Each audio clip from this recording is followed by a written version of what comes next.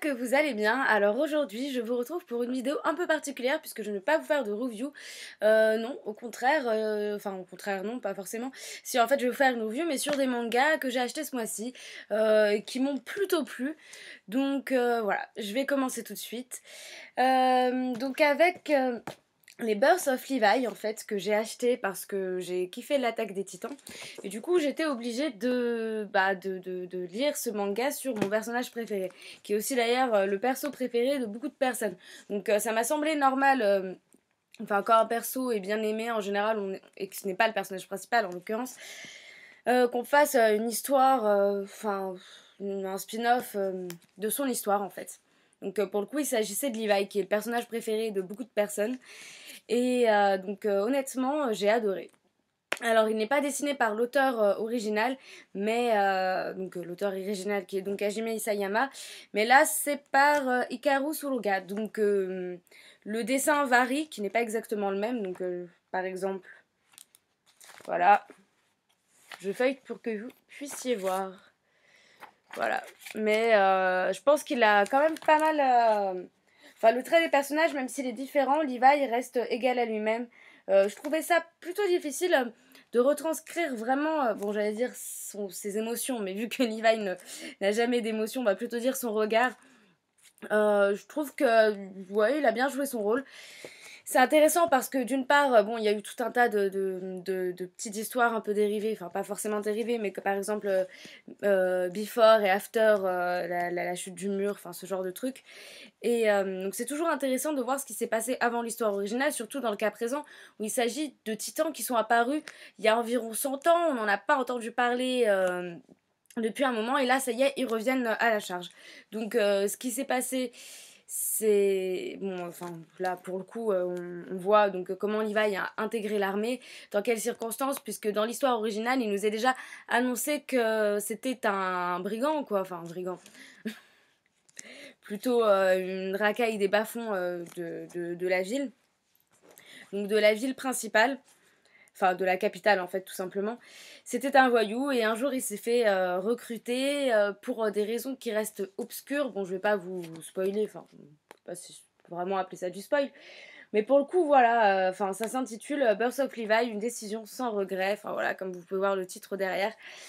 Donc on le voit évoluer avec ses deux amis qui étaient donc, j'ai déjà oublié leur nom, Fourlan et Isabelle. Ouais, c'est ça, Fourlan et Isabelle. Enfin voilà, donc on les voit évoluer avec eux, passer du stade de, de, de, de, de sous-mer de la société au stade de super combattants, ce qui va nous être utile pour gagner la guerre contre les titans. Enfin, honnêtement, j'ai adoré. Enfin voilà, c'était sympa de voir comment est-ce que Levi était avant de rejoindre l'armée et les forces, enfin le poste qu'il occupe actuellement. Comment est-ce que ses rapports avec Erwin ont commencé, comment ces rapports sont passés du conflit, enfin des rapports plutôt conflictuels, à ceux de deux camarades, quoi, de deux officiers qui s'entendent bien. Voilà, j'ai du mal à trouver mes mots, mais honnêtement, je l'ai trouvé plutôt pas mal. Bon, le problème, c'est que là, je peux difficilement vous en parler autrement que, bon, bah, on apprend la vie de Levi avant l'armée. Parce que, voilà, tout le monde connaît Shingeki no Kyojin. Je ne sais pas, enfin, l'attaque des titans, en d'autres mots, mais en tout cas, si vous ne connaissez pas et que vous voudriez que je vous en parle, ça, je m'en ferais une joie. Parce que dans tous les cas, j'allais faire une review dessus. Enfin, c'était dans mes projets. Là, il y a le chapitre 68 qui est sorti récemment. Il est en anglais, donc bon, je l'ai compris, mais voilà, peut-être que ce serait plus facile pour moi de vous en faire une review s'il était en français. Donc je vais quand même attendre, si jamais il ne sort pas prochainement, bah, je le ferai en français. Enfin, en français, oui, dans tous les cas, mais je le ferai sur la version anglaise. Voilà. Deuxième manga que j'ai acheté, il s'agit de ça, Ladyboy versus Yakuza. Donc dans le type survival, j'en ai acheté deux. Sauf que les deux sont très différents. Donc déjà celui-ci qui est plus à caractère humoristique qu'autre chose, contrairement à l'autre dont je vous parlerai juste après. Donc voilà, le petit, voilà, Ladyboy versus Yakuza. Donc bien évidemment la personne qui est juste ici là est donc un ladyboy. Et les yakuza sont tous les détraqués qu'il y a autour. Voilà. Donc pour vous faire un peu le plot de l'histoire, il s'agit donc de Kozo, qui est donc une petite frappe au service d'un yakuza. Voilà, c'est un séducteur comme il n'y en a pas, comme on en croise rarement. Voilà, un bourreau des cœurs qui aime bien se taper des meufs. Bon, jusqu'ici tout va bien, il a une vie de yakuza normale, on va dire. Sauf qu'il a fait un jour la connerie de trop et qu'il a séduit, ou plutôt qu'il a couché avec la femme et avec la fille de son boss. Alors son boss, pour se venger, a pris la décision de faire de lui un transsexuel. Mais l'histoire ne s'arrête pas là, car pour aller jusqu'au bout et lui faire vivre d'atroces souffrances, il décide de l'envoyer sur une île où il sera fait prisonnier.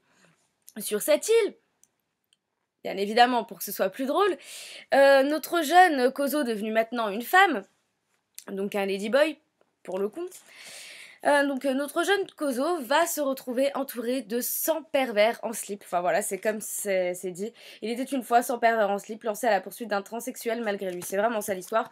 Puisque la solution pour que ces 100 transsexuels, pour que ces 100 pervers, donc ces 100 yakuza retrouvés sur l'île, puissent s'en échapper et donc de trouver le moyen de violer Kozo, qu'ils ignorent totalement que c'est une femme.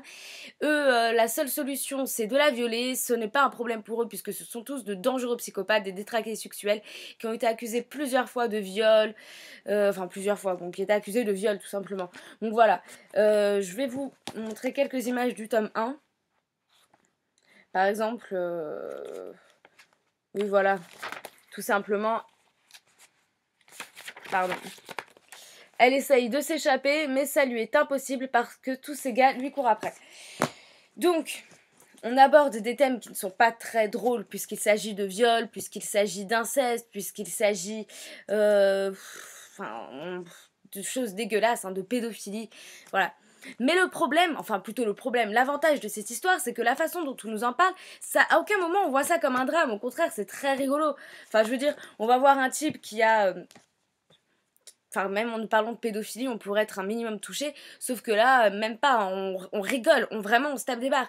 À aucun moment, je me suis dit oh, putain, mais c'est dégueulasse. Ah, c'est ignoble.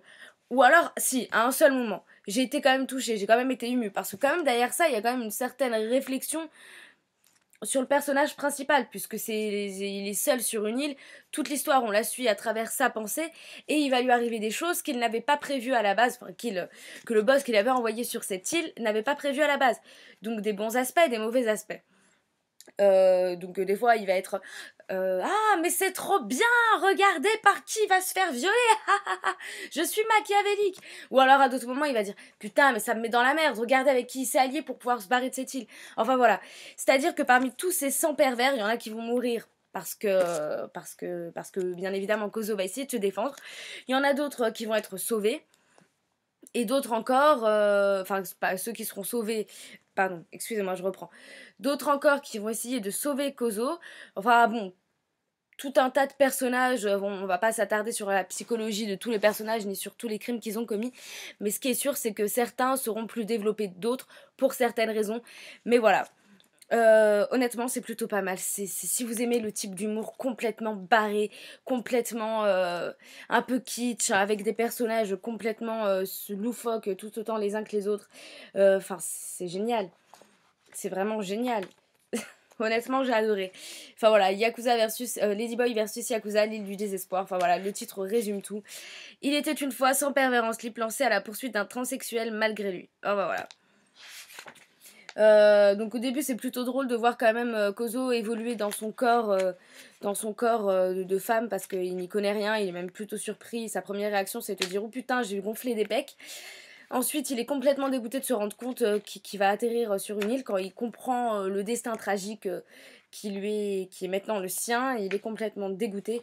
Bon et de fil en aiguille il va se passer des choses. Sa solution va plus ou moins évoluer. Donc pour le moment, il y a 2 tomes. J'ai acheté le deuxième qui est sorti, donc je crois qu'il a dû sortir aujourd'hui, puisque je l'ai acheté aujourd'hui en tout cas. Et hier, il n'y était pas au magasin où je travaille. Voilà. Dans l'autre genre, donc survival, donc, enfin dans un autre autre type de survival. J'ai Cage of Eden. Donc voilà, c'est un survival parce qu'il s'agit de personnes perdues sur une île. Donc dans le même genre que Lost. Hein. Honnêtement, ça m'a beaucoup fait penser à Lost, celui-ci. L'autre, beaucoup moins parce que comme je vous l'ai dit, voilà, c'est de l'humour. C'est vraiment de l'humour. Bon, c'est quand même réservé à un public averti parce qu'il y a quand même certaines scènes... comme je vous l'ai dit, ça reste toujours sur le ton de l'humour. Mais voilà, quand même, certaines scènes sont plutôt dégueulasses. Donc bon, je pense qu'on peut lire ça à partir de 14-15 ans sans problème. En dessous de ça, ça reste quand même plutôt dérangeant, je pense. Enfin voilà, je préviens parce que je ne connais pas l'âge de toutes les personnes qui sont abonnées à ma chaîne et qui verront donc cette vidéo. Donc voilà, pour en revenir à Cage of Eden, donc il s'agit d'un survival. Plus précisément, il y a un crash d'avion. Donc il s'agit d'une classe de collégiens en 3e année, dont le personnage principal, Akira. Il est entouré de ses camarades, tout se passe bien dans l'avion, il rigole, il regarde des photos de femmes à poil qu'ils ont pris pendant leur séjour. Bref, il rentre pour le Japon, et à ce moment-là arrive donc un terrible incident, et on ne sait pas exactement ce qui se passe. Voilà, l'avion passe dans des zones de turbulence, etc. Et à ce moment-là, le personnage principal, Akira, a une sorte de vision plutôt étrange, et après là, trou noir, il ne se rappelle de rien. Il se réveille donc sur une île. Autour de lui, rien, le vide, à part quelques créatures bizarres. Mais ces créatures bizarres, justement, elles sont au centre de l'histoire. Donc pour le moment, j'ai lu que le tome 1, vu que j'ai acheté le tome 2 aujourd'hui, que je n'ai pas encore lu. Mais voilà, il découvre ces créatures bizarres, donc qui l'entourent. Où sont passés ses camarades de classe? Il n'en sait rien. La seule personne qu'il retrouve, c'est monsieur le génie de la classe, qui est là à côté de lui, et qui lui dit... Enfin, qui lui révèle que toutes les créatures qu'il y a autour de lui, qui sont plutôt étranges, et donc, je vais vous en montrer une tout de suite, tout simplement. Voilà, donc celle qui leur a causé pendant un moment du fil à retordre. Voilà, donc il s'agit donc d'une créature dont j'ai oublié malheureusement le nom. Bon, c'est une sorte d'oiseau, mais ce qui est intéressant à savoir, de savoir, c'est qu'il s'agit d'une espèce préhistorique qui est disparue depuis des millions d'années. Comme toutes les autres créatures qu'ils vont retrouver sur cette île, toutes sont censées ne pas exister. Et voilà, donc la deuxième personne qu'il retrouvera, ce sera l'hôtesse de l'air qui faisait donc son baptême au cours du vol, qui a eu donc du coup un problème et qui a déconné et qui s'est donc crashé. Le problème justement dans ce crash, c'est que plus tard, tous les trois vont retrouver l'avion, mais qui ne semble pas avoir explosé. Apparemment, personne n'était blessé, puisque plus tard encore, ils vont retrouver une autre de leurs camarades. Donc je pense que le début de l'histoire, ce sera vraiment retrouver tous les compagnons, enfin tous les personnes qui étaient en cours avec eux, toute la classe, enfin toute l'école, tous les lycées, enfin tous les collégiens disparus. Mais bien évidemment, face à ça, va y avoir des créatures qui sont censées avoir disparu depuis des millions d'années. On a donc un tigre à dents de sabre, cet oiseau qui ressemble à un dodo, bien qu'il n'en soit pas un, je suppose, puisqu'un dodo, je pense que c'est beaucoup plus petit que ça. Enfin voilà. Donc ce qui est vraiment intéressant là-dedans, c'est de voir que, comme je vous l'ai dit, c'est une sorte de remake de Lost, mais avec des créatures préhistoriques qui ne devraient plus exister. Bon, Lost, je crois qu'il y avait quand même 2-3 trucs bizarres comme ça dedans. Je ne me rappelle pas, j'ai jamais regardé jusqu'à la fin. Je sais même pas si c'est fini d'ailleurs. Si, ça doit être fini. Enfin bref, peu importe. Le principal, voilà, là-dedans, ça va être que c'est un mélange de Lost, de Battle Royale. Enfin voilà, sauf que là, ici, le but n'est pas de s'entretuer. Au contraire, le but est de survivre. Mais bien évidemment, quand vous êtes sur une île avec des personnes qui ne sont pas forcément vos amis dans la vie courante, il va y avoir des conflits. Alors comment est-ce qu'on va faire? On va s'allier, on va faire 2 groupes différents. Comment faire face à ces espèces préhistoriques, enfin voilà, à ces espèces d'animaux qui sont censés avoir disparu depuis des millions d'années, mais qui sont là et qui les menacent. Comment vont-ils faire? Donc c'est l'histoire, c'est la trame principale de l'histoire. Comment ça va se passer? Comment vont-ils sortir de cette île? Aussi, comment cet accident est-il arrivé? Parce que tout semble très bizarre. Akira a eu une vision plutôt étrange, tout était troublé avant qu'il y ait le crash de cet avion. Et il semble aussi avoir d'autres éléments plutôt bizarres qui s'imbriquent les uns dans les autres. Puisque, comme je vous l'ai dit, voilà, l'avion ne semble pas avoir subi de dommages collatéraux.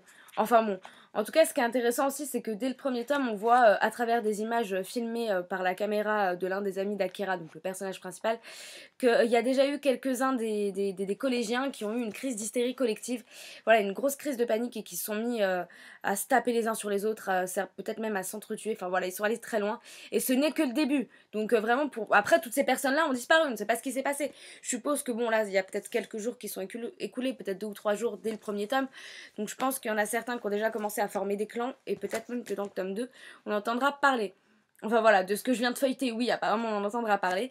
Donc voilà, si ça vous intéresse, donc les histoires du genre perdu sur une île, avec des créatures étranges, comment va-t-on faire pour s'en sortir, et puis de toute manière, comment tout ça est arrivé, pourquoi est-ce que nous avons été les seuls touchés, on n'était pas les seuls passagers à ce bord, au bord de cet avion, où sont passés tous les autres, et puis pourquoi ces créatures monstrueuses sont-elles encore en vie alors qu'elles sont répertoriées comme ayant disparu depuis des millions d'années? Pourquoi? Tout ce qu'on peut comprendre dès le premier tome, c'est que tout cela n'est pas un hasard. Il y a une raison derrière tout ça, mais laquelle?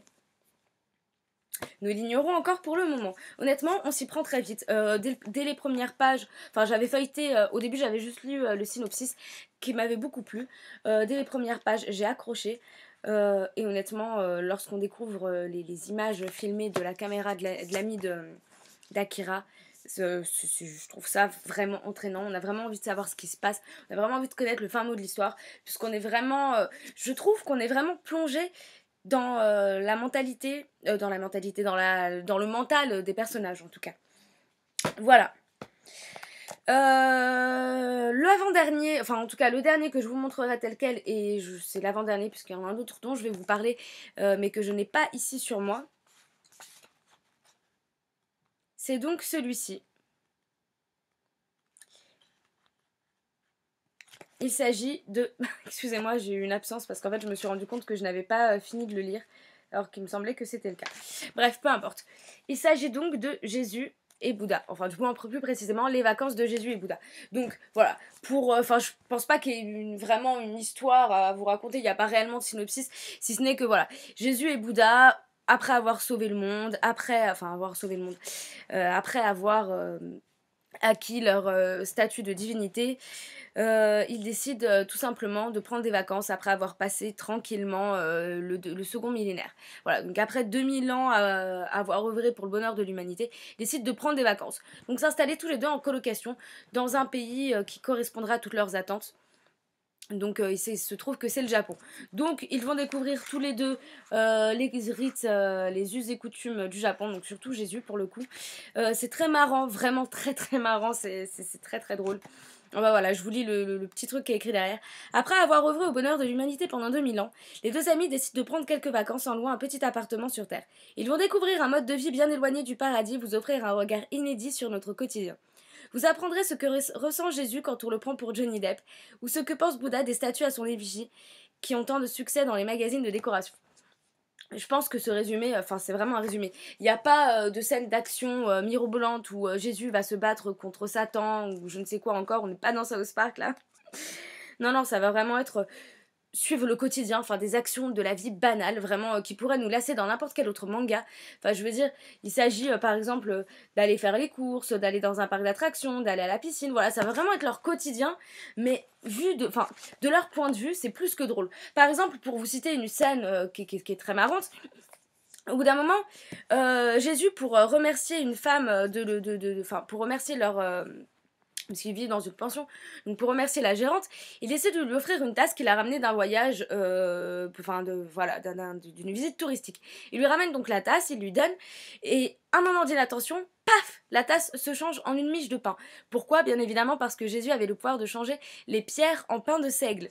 Donc voilà, c'est une scène plutôt drôle. Autre scène, il y a d'autres moments comme ça. Par exemple, au bout d'un moment, ils ont oublié d'aller faire les courses, il n'y a plus rien à manger. Alors Bouddha dit à Jésus: bon bah écoute, je vais aller te préparer à manger, je reviens tout de suite. Et il lui rapporte un plateau avec dessus des cailloux et de l'eau. Il lui dit: bon bah vas-y, change le pain en vin. Enfin, change le pain, les cailloux en pain et l'eau en vin. Voilà. Enfin, c'est vraiment des trucs cons, vraiment. Enfin, on rigole, c'est con, il n'y a pas. Comment dire, ça n'a rien à voir avec l'histoire que je vous ai présentée précédemment, puisque là ce sont des personnages qui sont censés avoir existé, du moins ce ne sont pas des créations originales, puisque Jésus est en soi a existé, Bouddha a existé, enfin je veux dire, sans être croyant, enfin je veux dire, il n'y a pas de blasphème là-dedans, c'est très drôle, enfin au contraire, j'aime vraiment le personnage de Jésus maintenant. Enfin, je l'aimais déjà, vu comme il était dans South Park. Là, il est présenté très différemment. Et puis voilà, enfin, c'est vraiment plein de petites références très drôles. Par exemple, le t-shirt de Jésus ici, il y a écrit d'où moi-même, au lieu de dire d'où Jésus, puisque Jésus, c'est lui-même, quoi, voilà. Enfin voilà, c'est très détente. Si par exemple vous êtes une après-midi à un café en train de prendre le soleil, que vous ne savez pas quoi lire, que vous avez envie de quelque chose qui vous fasse passer le temps, qui vous détende, qui vous fasse rire, je vous conseille vivement les vacances de Jésus et Bouddha, qui est très drôle. Voilà, et donc ma dernière lecture que je n'ai pas achetée, que j'ai lue pendant mon temps de pause, il s'agit de Manhole ou Bouche d'égout, en traduction française. Donc je vais vous expliquer pourquoi est-ce qu'il s'agit du titre. Donc Manhole est un manga de Tetsuya Tsutsui. Excusez-moi. Un manga de Tetsuya Tsutsui. Je crois que c'est l'un des derniers qu'il a fait. Bon, il en a fait vraiment pas mal. Enfin, quoi que j'ai un doute pour Manhole. Je crois qu'il l'a fait il y a quand même quelques années. Enfin bref. C'est en 3 volumes, donc c'est relativement court. Je n'ai lu que le premier pour le moment, donc je ne sais pas comment est-ce que ça va se terminer. Et encore, je n'ai pas terminé le premier. Donc, pour vous résumer l'histoire, pourquoi Manhole? Pourquoi Bouche d'égout? Parce que tout va commencer par un homme, une belle après-midi de printemps, que sais-je encore, qui va sortir d'une bouche d'égout. Il est tout nu, il marche en déambulant comme un zombie, et en criant en murmurant quelque chose comme Maman, maman. Il s'arrête vers un gars, le chope comme ça, et lui crache du sang à la gueule. L'histoire s'arrête là, le mec se reçoit un coup de la part du gars sur qui il a craché. Il se prend une claque phénoménale qui le fait tomber par terre. Le mec meurt. Bref, la police est chargée d'enquêter sur le coup. Et le jeune étudiant qui s'est donc fait cracher du sang à la gueule va devoir être un témoin dans cette affaire, puisqu'il est, enfin, c'est un témoin crucial. Rapidement, il va être affecté par une maladie plutôt étrange qui semblerait être une sorte de prolifération d'un ver en réalité qui bouffe tout le système nerveux, qui enlève à l'être humain tout, tout désir, le désir de manger, le désir de boire, le désir sexuel, tous les désirs de l'homme vont être totalement anéantis par la présence de ce ver. Donc il s'agit d'une maladie qui se répand plutôt rapidement puisque le mec, après s'être fait cracher du sang à la gueule, quelques heures plus tard, il a déjà des stigmates, donc une sorte de... Enfin, le verre, en fait, qui lui est dans l'œil, comme ça, et qui lui prend tout le visage. Voilà, petit à petit, ce ne sont que les premiers stades. Il a eu une relation sexuelle avec sa copine est aussi affectée. Et probablement d'autres personnes vont être affectées. Tout ce qu'on sait au début de l'enquête, c'est que ce garçon, donc celui qui est sorti de l'égout au tout début, avait une addiction au jeu. Donc sa mère, enfin ses parents avaient décidé de l'envoyer dans une espèce de cure, dans un centre de désintoxication en quelque sorte, enfin de désintoxication, de désaddiction au jeu en tout cas. Sauf que ce centre, il n'en connaissait rien. Il savait juste d'un mec photographe qu'ils avaient rencontré totalement par hasard, qu'il existait. Voilà, donc en gros, le père est en train de chercher du travail, un mec qu'il ne connaît pas, qui est soi-disant photographe, débarque et lui dit bonjour, moi je peux emmener votre fils en cure de désintox, enfin pour lutter contre son addiction. Tout ce que vous avez à faire, c'est le déposer à tel endroit, à telle heure. Il est déposé à tel endroit, à telle heure, et en ressortant de cet endroit-là, qu'est-ce qu'il est devenu? Un mec qui a une maladie qui va se répandre très rapidement, puisque c'est le ver de base prolifère très rapidement. Surtout dans les égouts, puisque apparemment ils sont en hiver à ce moment-là, et les moustiques, les vers, tous ces trucs-là apparaissent surtout en été. Voilà. Donc en fait, je ne connaissais pas encore cet auteur Tetsuya Tsutsui, mais honnêtement, si c'est le premier manga que je découvre de lui et que c'est loin d'être le meilleur, ça ne me donne qu'une chose, c'est envie de lire les autres. Alors on suit un inspecteur et son associé. Je me rappelle plus de leur nom, je suis désolée. Enfin voilà, un garçon, une fille qui vont être chargés de cette enquête. Et tout ce qu'ils découvrent en premier lieu, c'est que le centre dont il était question était situé donc sous les égouts. Un endroit plutôt lugubre, plutôt dégueulasse, où semblent se dérouler des expériences plutôt dégueulasses. Enfin voilà. C'est tout ce qu'on sait pour le moment. Moi, j'ai ma petite théorie sur la raison pour laquelle ce ver enlève toutes les désirs des gens. C'est tout simplement parce que... non, je vais pas vous le dire. Je vous conseille vivement de le lire parce que c'est vraiment une ambiance... on a envie de savoir ce qui se passe, on a envie d'aller au fond des choses. Quand on sent que telle personne a été touchée par le virus, on est là, on dit « Oh putain, mais regardez, surveillez-le, lui! Mettez-le en quarantaine !» Sauf que non, comme personne n'est au courant... et bah l'autre va faire sa vie et telle personne va être touchée par une autre personne jusqu'à que la contagion se répande. Bon, je n'ai lu que le premier tome pour le moment et encore comme je vous l'ai dit, je ne l'ai pas fini. Donc, si jamais vous avez envie de découvrir cette œuvre, je vous invite à le faire. Je vous en parlerai prochainement. Enfin, si vous le lisez, donnez-moi vos théories à ce sujet-là, à votre avis. Enfin, à la fin du premier tome, à votre avis, comment est-ce que prolifère cette maladie? Pourquoi a-t-elle été développée? Puisque de toute évidence, c'est une maladie qui a été développée par l'homme, hein, elle n'est pas apparue comme ça. Elle a été créée de toutes pièces, de manière à proliférer, à se répandre comme ça. Voilà. Donc, d'une certaine manière, je dirais que c'est à cheval entre... allez, un film d'horreur de contagion, je dirais un mélange entre Rec et Death Note. Ouais, un mélange entre Rec et Death Note. Ouais. Sauf qu'il n'y a pas de dieu de la mort, il n'y a vraiment rien de surnaturel là-dedans, mais si vous avez aimé le film Rec, si vous avez aimé Death Note, je pense que vous aimerez Manhole. Voilà.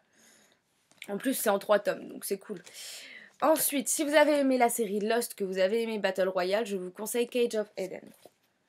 Si vous avez envie de vous détendre, que vous avez envie de lire quelque chose sans prise de tête, sans pour autant vous prendre la tête dans des intrigues, à vous dire oh, mais peut-être que ce personnage a tué celui-ci, mais qu'en réalité il est la femme de monsieur nanana. En gros, si vous détestez les séries du style Les Feux de l'amour, Les Anges de la Télé-réalité, Les Vacances de Jésus et Bouddha sont faites pour vous. Encore une fois, si vous avez envie de rigoler, mais cette fois-ci de manière un peu plus poussée, aller dans l'absurde, le ridicule, tout en ayant des scènes très très gore, je vous conseille Ladyboy vs Yakuza. Voilà, donc j'espère que cette petite vidéo, autant pour moi, et si jamais vous êtes totalement amoureuse de Levi, achetez Birth of Levi, tout simplement. Voilà. Donc j'espère que cette vidéo vous aura plu, que le nouveau dessin, au cas où vous l'auriez remarqué, vous aura plu aussi. Il s'agit donc de Kuroko no Basket. Je ne vous ai pas encore fait de vidéo là-dessus, peut-être que je vous en ferai une pour vous dire pourquoi j'ai autant aimé ce manga. Enfin, il a quand même rejoint FMA sur mon mur, donc c'est pas pour rien. Voilà, donc avec le petit Aomine qui est très très très très beau. Voilà, donc je suis plutôt fière de moi, je pense l'avoir plutôt bien réussi, excepté qui sait peut-être. Enfin bref, vous pouvez me dire aussi ce que vous en pensez. Autrement, je vous conseille de lire les ouvrages que je vous ai donnés, enfin que je vous ai présentés ici. Je pense dans une prochaine vidéo, donc très très prochaine, qui sera peut-être même en 2 ou 3 parties étant donné tous les mangas que j'ai dans ma bibliothèque. Mais voilà, je voudrais vous faire un petit tour de tous les mangas que j'ai dans ma bibliothèque et vous les conseiller ou au contraire ne pas vous les conseiller si jamais vous vous êtes posé la question. Voilà, je vous ferai ça, un petit tour de bibliothèque. Donc à savoir que j'ai des œuvres qui sont plutôt vieilles, la plupart sont déjà terminées. Mais si jamais vous ne les connaissez pas encore et que c'est l'occasion pour vous de les découvrir, dites-moi si une vidéo comme celle-ci vous plairait. Voilà. Et bien en attendant à la prochaine vidéo, je vous fais de gros bisous et je vous dis à bientôt. Ciao.